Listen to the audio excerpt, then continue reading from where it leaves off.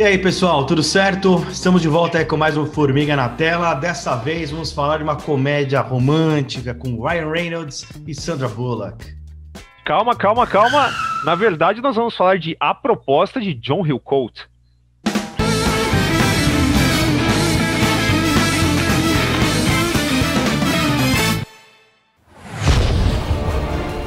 If you have to kill one, make sure you bloody well kill them all. Bom, gente, é isso aí. Brincadeiras à parte, vamos falar de A Proposta, né, do diretor John Hillcoat, de 2005. E lembrando aí, joga o seu like aí no vídeo, também inscreva-se no nosso canal, né, e vamos aproveitar aqui para, antes de entrar, né, para falar detalhes, né, do filme, desse grande filme, esse western moderno, né, vamos dizer assim, vamos abrir com a sinopse, né, que coisa que a gente sempre esquece aí de fazer, então vamos já falar, e para quem não viu ainda o filme, porque eu acho que esse filme não foi tão divulgado, né? Não é tanta gente que já viu. O filme, né, como eu estava falando, é um western, né? Um western bem moderno, 2005. E ele já começa, né? A primeira cena já é um tiroteio, né? Um tiroteio que depois você tem um corte seco que entra, né, com vamos dizer assim, prisão, né, de dois irmãos, né, que são dois bandidos, né, vamos dizer assim, presos aí, né, para autoridades locais, né, da Austrália, né, enfim, o filme é todo baseado, é todo feito, né, na Austrália, no Outback, né, australiano. Então, esses dois irmãos são presos, são capturados, né, pelo Capitão Stanley, e esse Capitão Stanley, ele faz uma proposta para um desses irmãos, né, que é interpretado pelo Guy Pearce. Eles vão soltar, né, o Guy Pearce com essa proposta dele ir atrás do irmão mais velho, que é o irmão mais violento, né, que é uma espécie de lenda, né? Um bandido lenda, uma lenda do mal. Ele atrás dele e matar esse irmão. Com isso, né? Só assim que eles vão soltar, né? O irmão mais novo, né? O caçula deles, que eles vão levar presos aí. Mais ou menos isso, né? O interessante é que, assim, a gente fala western moderno, né, mas, assim, ele tem todos os elementos de um western, né, inclusive a ambientação, ele tá ali por volta de 1880, esse caráter de desbravamento, né, porque a gente tá falando dos ingleses ali no meio do Outback, tendo que lidar com os aborígenes e tal, que, assim, oprimindo também muitos aborígenes também que são pacíficos e são cooptados, maltratados e tal, enquanto você tem as tribos mais rebeldes ali mais pro fundo do Outback, e você tem, num cenário de terra sem lei como é esse, né, como é o do Velho Oeste norte-americano, você tem aí o problema aí com foras da lei, né? O que é interessante é que, assim, a gente não vai...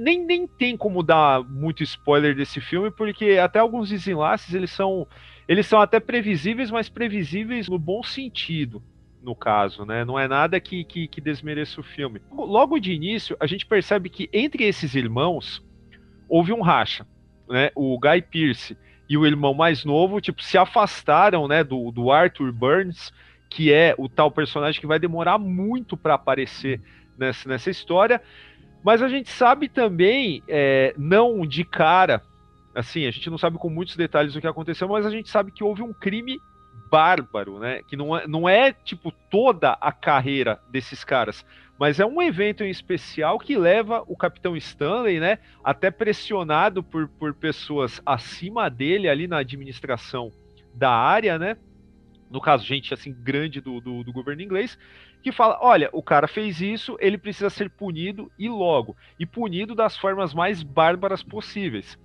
E o Guy Pearce, ele sai, né, com a tal proposta, e ele tem 9 dias para encontrar e matar o irmão mais velho, enquanto o irmão mais novo está ali com a promessa de que ele será enforcado no Natal, né? Faltam 9 dias para chegar o Natal. Isso também é um simbolismo interessante, bastante interessante para o filme. Falando do Hillcoat, cara, porra, o Hillcoat, ele é um cineasta que merece mais fama do que tem, porque, meu, ele é um cara, assim, mega talentoso. E mais interessante, assim, um cara muito idiosincrático, porque quando a gente fala de cineastas egressos de videoclipe, a gente não pensa num cara igual o Hillcoat, né, cara? A gente pensa em caras que gritem o estilo cada vez que vão compor uma cena. A gente pensa em caras, sei lá, como a galera que veio da publicidade aqui no Brasil, que eu também não tô falando mal, entendeu? Mas, por exemplo, o povo que saiu da publicidade e foi fazer cinema aqui no Brasil, eles têm um tipo de maneirismo que é muito característico, né? Virou um negócio que você bate o olho e você percebe. O Hill Coach não. Ele é um cara que vai extremamente na contramão do meio aonde ele começou. E o mais legal é que, apesar de tudo, a relação com a música, ela não sumiu. Até porque o roteiro desse filme foi feito pelo Nick Cave, né? Que também faz a trilha sonora, inclusive.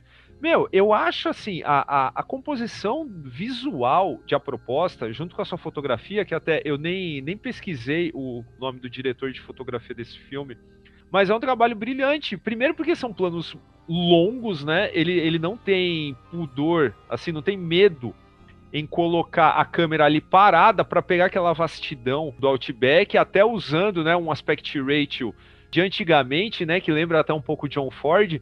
E toda esse cuidado na fotografia, ele passa para nós, inclusive, o calor que esses personagens estão passando, porque é uma fotografia muito quente, né? Mas quente demais. E aí você tem esse lance de viagem, né? Que é uma viagem interior também do Guy Pearce, né? Encontrar o irmão mais velho, né? E até a gente descobrir se ele vai cumprir ou não sua parte na proposta.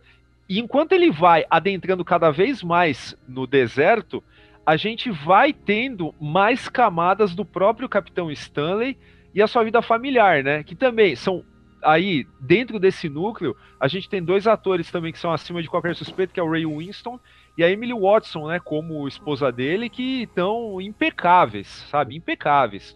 Tudo que acontece na vila, enquanto o Guy Pearce faz sua jornada, é muito interessante também. As coisas, elas se encadeiam de uma forma, assim, que a gente quer ver o que vai acontecer, né? Como é que o cara vai resolver essa parada? Porque esse negócio, cara, isso é uma regra. Você colocar irmão contra irmão, não importa o racha, né? Nunca dá 100% certo, né? Você falou um pouco de roteiro, eu também concordo, né? Ele acaba tendo uma estrutura assim, mais racional e mais básica de uma história de vingança, né? Os elementos que o diretor e a equipe dele, enfim, né, como você falou de fotografia, é realmente um espetáculo a fotografia desse filme, é incrível mesmo, você se sente mesmo dentro, né, dessa época e desse lugar, um lugar, parece um microcosmo, assim, né, um negócio completamente largado, né? E aí eu até pensei, eu lembro do DVD do Era Uma Vez no Oeste.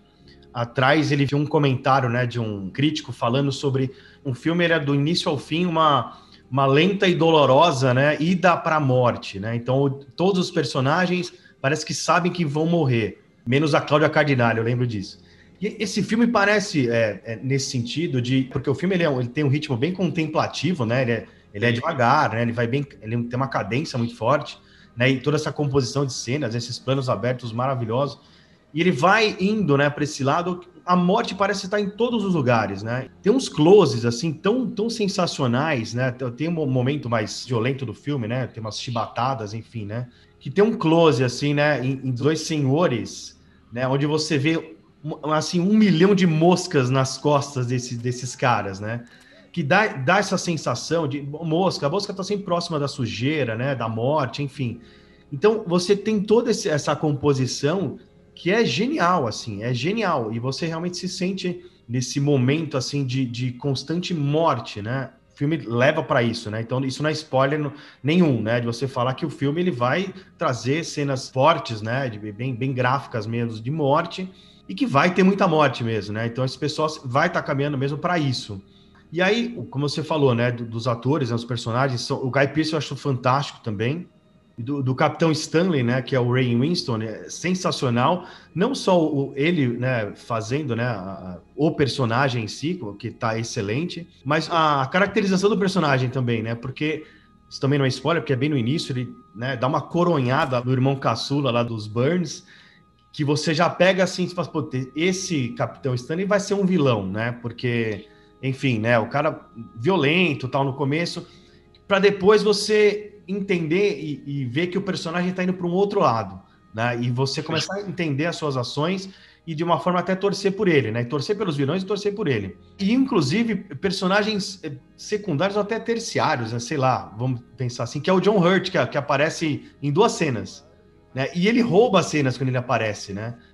Claro, né? Ele tá bem, né, exagerado, né, nas cenas e tal, mas, eu acho fantástico o personagem dele, que a princípio parece que ele não serve para nada no filme, assim, né? No começo, no meio, no fim, enfim, não tem um papel marcante, assim, de decisão, né, na história, não tem. Mas quando ele aparece, ele rouba a cena.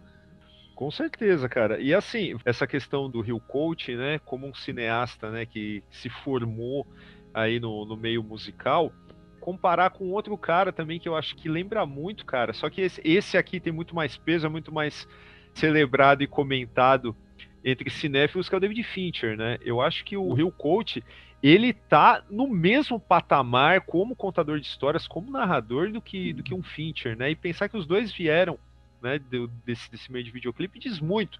E se a gente comparar com outros, cara, a gente percebe o contraste, né? Pro bem ou pro mal, não tô fazendo julgamentos, sabe, qualitativos, mas assim, compara esses caras com o Spike Jonze ou com o Michel Gondry, por exemplo, né, que vem do mesmo meio, que tem estilos completamente diferentes, mais viajados, tá? A própria propensão à escolha das histórias, ela diz muito sobre a personalidade desses realizadores, né? E você citou A Estrada também, que é um puta de um filmaço, cara. Porra, a proposta, ele me faz pensar que o John Hill Coach seria um cara perfeito para adaptar o Meridiano de Sangue para o cinema também. Não sei se seria o melhor, entre outros que a gente já comentou aqui no vídeo sobre Meridiano de Sangue que tá aparecendo o card aí, mas seria uma escolha interessante sim, por causa de a proposta, e não só A Estrada, que também é uma adaptação de Cormac McCarthy, mas eu acho que a proposta aí com o roteiro do Nick Cave, e cara, e se Meridiano de Sangue tivesse trilha sonora do Nick Cave, eu acredito que ia ficar melhor ainda. Uma outra coisa que eu acho legal a gente comentar é que assim, o entorno, né, o que são os Burns, né, os irmãos Burns nessa história, né? Primeiro que, assim, eles têm um peso aí não só pelo fato de serem bandidos, mas também pelo fato de serem irlandeses, né? Eles são mais párias que eles poderiam ser ali no meio daquele lugar. Agora, o mais legal disso é que, assim, você falou da virada aí do Capitão Stanley, que serve, assim, ao longo do filme a gente vai ver que ele é a única força, se é possível ter alguma força benéfica no meio desse inferno todo, é ele, né? Ele é o cara que está tentando fazer a coisa certa de algum jeito, né? É ao mesmo tempo que você tem o cidadão correto, né? O cidadão de bem, no caso, querendo a justiça ali na praça pública e o caramba, e essa cena das moscas que você citou, né?